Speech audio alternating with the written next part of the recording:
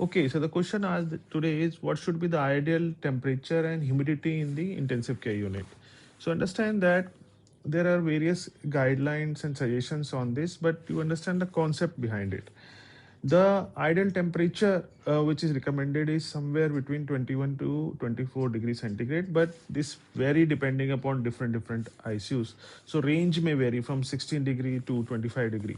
But the logic behind is in the ICU, what happens that the patients usually the patients are critically ill and they loses thermoregulations, so they are at risk of losing the temperature, and their tendency of them to become hypothermic. So that's why we need to keep it a temperature at a level where the chances of becoming hypothermia is less. Secondly, what should be the humidity? So humidity is somewhere suggested between 30 to 60 degree, 60 percentage.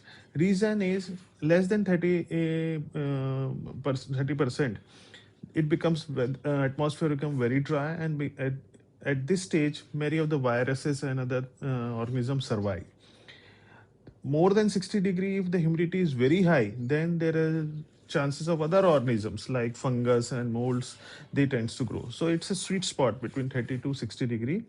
So this is the reason. Also, one of the other quoted reason is instruments. So the instruments are very much electronic area, very much in the ICU. So if the atmosphere become too dry, then the electro discharge sort of things can happen. And if it is more humid, then the chances of instruments failure increases. So it's a sweet spot between 30 to 60 degree, and the temperature is somewhere around 21 to 24 degrees. So this is a general idea, rough idea what is recommended. Based on certain units, specialized units, then the temperature can vary and this can vary. So I hope you this makes sense and settle some of the doubts. Do read more about it.